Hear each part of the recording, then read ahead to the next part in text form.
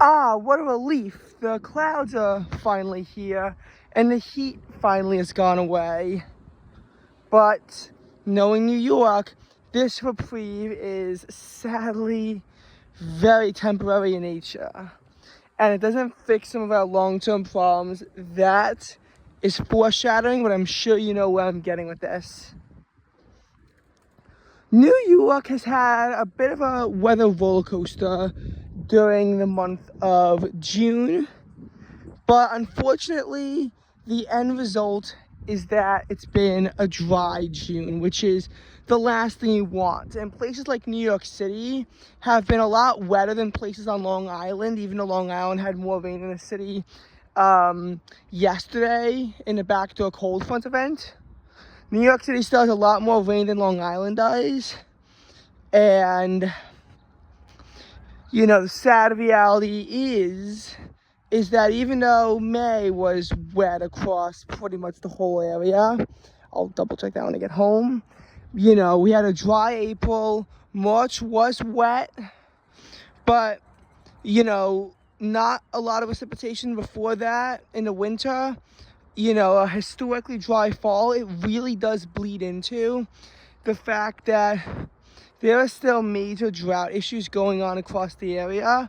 A dry June is about the last thing you want with how hot it gets and how much water gets absorbed from the ground. The last thing you can afford is to have a dry June. But June had its ups and downs with the weather as well. June started off very cool with a low of 50 degrees on June 1st in the city and a high of only 66. Many parts of the metro, though not the city itself, dropped down to the 40s on a morning of June 2nd, as temperatures only top out at around 70 degrees. So for a while, it was actually, you know, a cool start to June. The end of May had its warm moments, but it wasn't really ever like, you know, that warm. May 22nd actually just set a record for coldest high across many sites in the metro, including Central Park, with a high of 51, smashing the old record of 54. We had 5 nights in a row with low temperatures dropping into the 40s in late May. And again, while the 22nd was by far the most notable of this, cool conditions really lingered from the 20th to the 24th, and the area never fully recovered before the start of June started off cool but not record cold.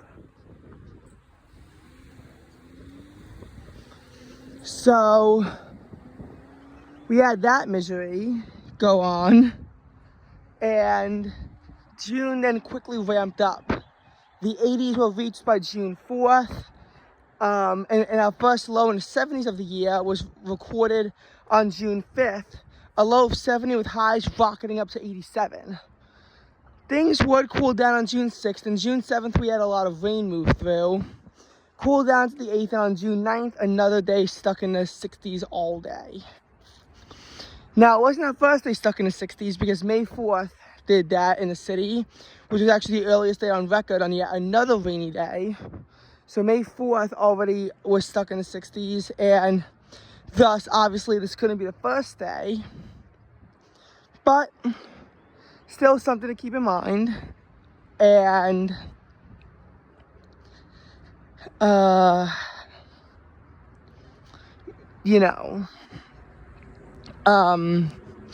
obviously it then warmed right back up into the 80s just to fall back to the 60s just a few days later. The high of 64 on June 15th was not a record at any climate for coldest high, but it was right around where the average low on Father's Day is, and it was the coolest Father's Day high temperature on record in the city. Temperatures dropped into the 50s for the low one final time, which was later than some recent years, but still earlier than, you'd expect. But then, after 4 days in a row with highs in the 60s, it ramped up. Temperatures reached nearly 80 degrees in the metro on June 18th, but Central Park was unforgiving.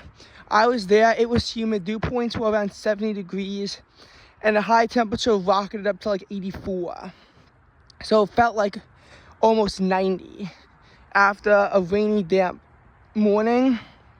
The 6th day in a row with measurable rain, but it wasn't a lot. That's why we have drought concerns.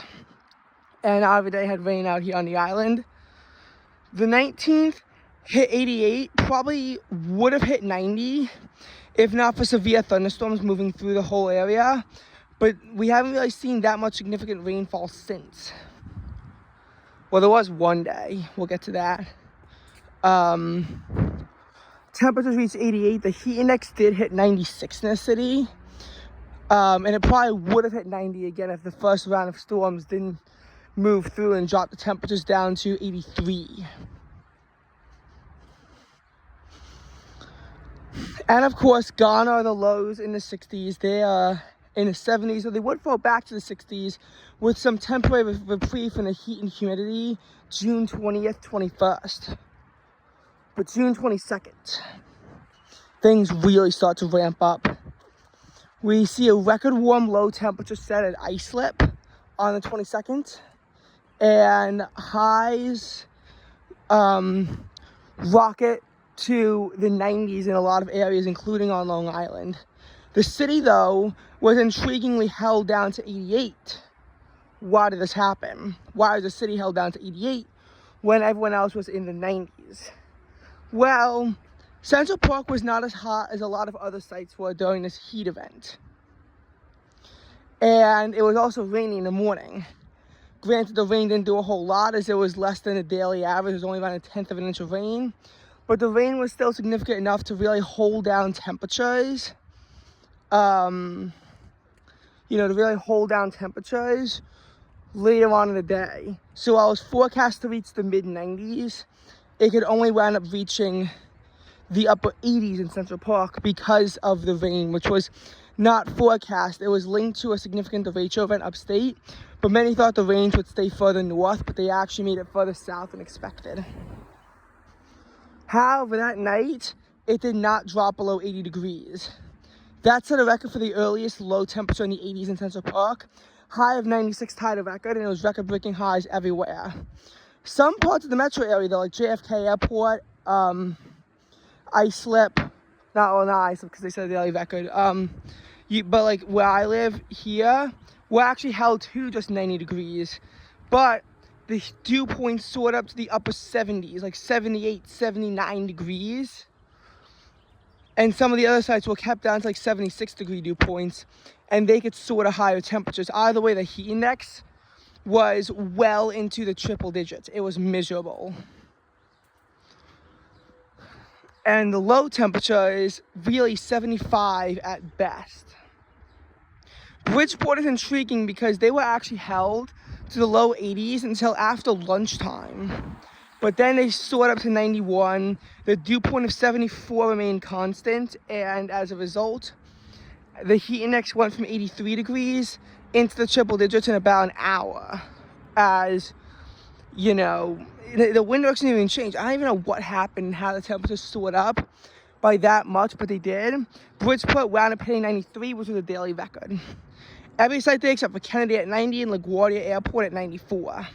And LaGuardia Airport's record of 95 was actually set in 2024 for the day. Don't think it gets any better, though. It gets worse. June 24th, Central Park has a low of 81 and a high rockets up to 99. Most of the metro area hits triple digits and either ties or breaks monthly records for June. Islip at 102, Kennedy at like 101 break the monthly record, and Newark and LaGuardia tie it. Bridgeport is constrained to 95, Central Park 99, so they don't hit records. A lot of places tie or break their monthly records for warmest low temperature, as they range from like the mid 70s in some of the outlying suburbs into the 80s in the urban core. 25th, high of 96, low of 81. The high of 96 is not a record in Central Park, unlike the previous 2 days, but the low of 81 is a daily record and ties the monthly record. Bridgeport now is at 97, so that's, I think, tying or breaking a monthly record.